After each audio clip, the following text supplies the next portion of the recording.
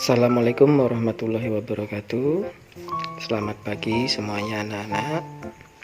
Kembali berjumpa lagi kita pada pembelajaran di pagi hari ini yang menginjak pada pembelajaran tema 1 subtema 4 pembelajaran 5. Pada hari ini ada beberapa kegiatan yang Pak Arif tambahkan di pembelajaran kalian di rumah, tapi kegiatannya adalah kegiatan yang membantu kalian agar selalu berkegiatan positif selama belajar di rumah. Kegiatan yang pertama itu kalian memberi centang atau memberi checklist dengan jujur sesuai dengan kebiasaan baik yang sudah kalian lakukan di pagi hari ini. Nah, ini berfungsi bisa bermanfaat untuk melatih kalian agar rutin melakukan kegiatan dengan kebiasaan yang baik selama belajar di rumah. Di antaranya ada sholat subuh bagi yang muslim, beribadah bagi yang non muslim, mandi pagi, berpakaian rapi, sarapan, dan berdoa sebelum belajar. Nah, kalian tinggal menceklis jika kalian melakukan seperti ini. Itu anak-anak. Terus yang kedua, ini kegiatan yang harus kalian lakukan atau membiasakan kalian dengan kegiatan yang bermanfaat bagi kalian tentunya nanti, agar kalian bisa mandiri selama belajar di rumah. Nah, ini sama, ini tinggal kalian checklist apakah pada hari ini kalian sudah melaksanakan olahraga pagi, olahraga ringan saja,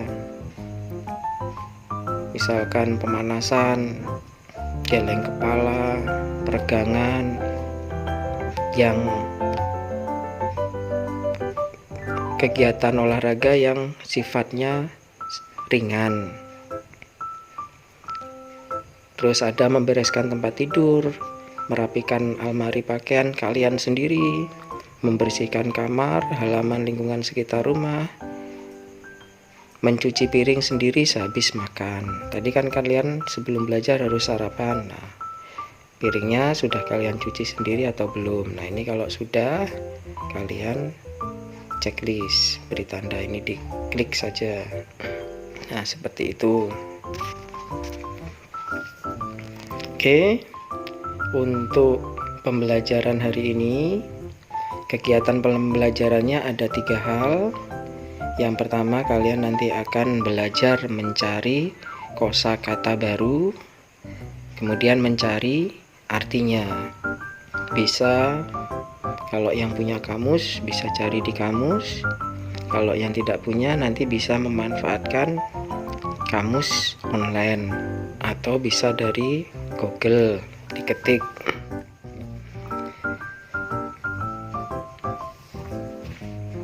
Yang kedua, menggunakan kata-kata menjadi sebuah kalimat. Kata-kata yang sudah kalian ketahui artinya tadi, sudah kalian cari artinya tadi, dirangkai menjadi kalimat. Bukan dirangkai, tapi kalian buat kalimat dengan kata-kata tersebut. Yang ketiga, nanti menyelesaikan soal pembagian tentunya. Oke, kita mulai pembelajaran pada hari ini. Pembelajaran pada hari ini masih bersambung atau kelanjutan dari pembelajaran yang sebelumnya. Kalau pembelajaran sebelumnya kalian mempelajari tentang perkembangbiakan tumbuhan menggunakan umbi. Nah, sekarang perkembangbiakan tumbuhan dengan menggunakan spora. Nah, pada awal kegiatan Pak Arif berikan gambar biar kalian paham dulu. Nah, spora itu seperti apa? Nah, contohnya spora itu yang titik-titik kecil pada daun. Nah, ini bisa terdapat pada tumbuhan paku, bisa juga terdapat pada tumbuhan jamur. Ini gambarnya seperti ini. Bisa juga terdapat pada tumbuhan lumut. Nah, ini gambarnya. Tentunya mungkin kalian ada yang pernah melihat atau menjumpai tumbuhan yang terdapat atau yang Pak Arif berikan pada gambar ini. Nah, kalau kalian sudah pernah melihat, ini akan lebih mudah nanti mempelajarinya. Oke, kita lanjut. Penjelasan tentang spora itu, spora itu adalah satu atau beberapa sel, bisa haploid ataupun diploid, yang terbungkus oleh lapisan pelindung. Fungsi spora sebagai alat persebaran mirip dengan biji. Bentuk spora ini serupa dengan biji, namun bentuknya sangat kecil sehingga tidak dapat terlihat dengan mata telanjang. Spora dapat dilihat dengan bantuan alat yang disebut dengan mikroskop. Spora ini berasal dari sel yang berubah fungsi menjadi alat perkembangbiakan. Dalam perkembangbiakan pada jamur yang tumbuh liar di kebun, terjadi pada saat spora jatuh ke tanah yang lembab dan subur. Spora yang jatuh tersebut berubah menjadi alat perkembangbiakan dan menghisap makanan, hingga akhirnya tumbuh menjadi tumbuhan jamur yang baru. Tumbuhan yang berkembang biak dengan spora antara lain seperti paku, jamur, ganggang, dan suplir. Spora terdapat pada daun tumbuhan bagian belakang, berbentuk serbuk, dan disimpan di dalam kotak spora yang disebut dengan sporangium. Nah, ini penjelasan tadi tentang spora. Itu ya anak-anak. Nah, nanti bisa kalian baca kembali teksnya. Nah, tugas yang pertama itu berhubungan dengan teks yang Pak Arif bacakan tadi. Apa tugasnya? Tugasnya kalian menulis atau mencari kata-kata yang baru kamu ketahui dari teks dialog. Misal ada kata-kata spora kamu belum tahu, belum pernah dengar, kamu tulis. Haploid atau diploid belum pernah kalian dengar atau kalian bahkan tidak tahu artinya, kalian tulis. Dan sebagainya, bisa mikroskop, bisa sporangium. Nah, itu kan ada terdapat di teks tadi. Nah, apakah kalian sudah mengetahui artinya atau belum? Kalau belum, kalian tulis di sini. Nah, ini contohnya. Misalkan yang pertama kalian tulis spora. Nah, kalau kalian belum tahu artinya, kalian buka Google, ketikkan saja spora, arti spora. Nanti akan muncul apa itu artinya spora.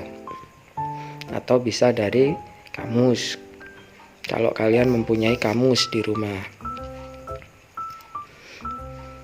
Gitu yang pertama. Terus yang kedua, kalau kalian sudah mengetahui kosakata dan artinya yang kalian sama sekali tidak pernah dengar tadi, nah sekarang karena kalian sudah tahu artinya, kalian buat kalimat yang sederhana. Misal contoh tadi, misalkan kalian ketik spora. Nah, contoh kalimatnya, tumbuhan paku-pakuan berkembang biak menggunakan spora. Nah, itu menjadi satu kalimat sederhana. Kalian ganti nanti contohnya, buat kalimat menurut kalimat kalian sendiri ya anak-anak. Nah, pembelajaran kita itu sudah selesai pada pertemuan hari ini. Jadi kita sudah menyelesaikan pembelajaran di tema 1. Jadi buku tema 1 itu sudah selesai untuk pembelajarannya pada hari ini.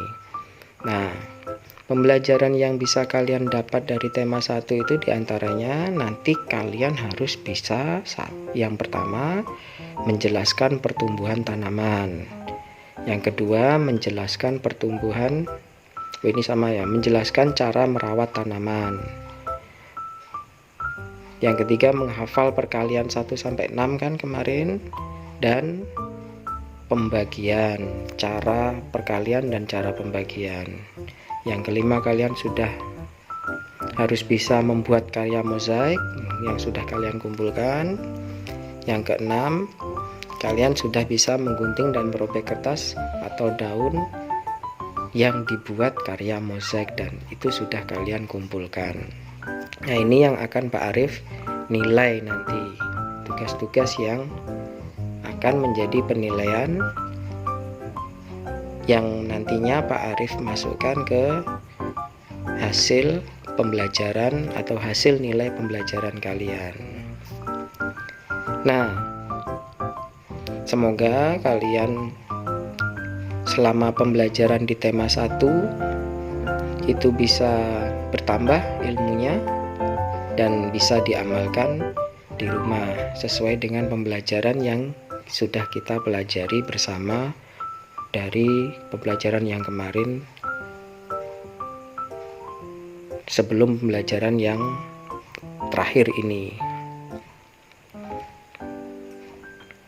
Agar kalian tidak lupa dengan apa yang sudah kalian pelajari selama minggu ini, nanti tolong kalian jawab 10 soal evaluasi yang Pak Arif berikan. Kalau kalian sudah selesai, nanti bisa diupload jawabannya, ditambahkan file. Dan terakhir, ada yang Pak Arif bicarakan di awal tadi, ada pertambahan kegiatan. Nah, itu kalian biar rutin, biar kalian terbiasa. Nah, itu selalu Pak Arif berikan checklist apakah kalian sudah membereskan buku dan peralatan belajar kembali pada tempatnya. Ini kan kalian sudah selesai belajar.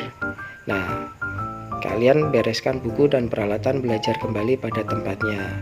Berterima kasih kepada orang tua yang telah mendampingi belajar di rumah. Berdoa setelah selesai belajar.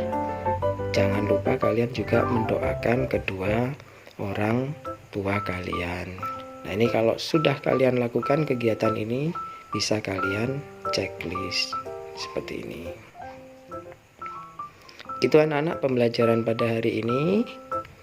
Kita bertemu kembali di hari Rabu dengan masuk ke tema yang baru, yaitu tema 2.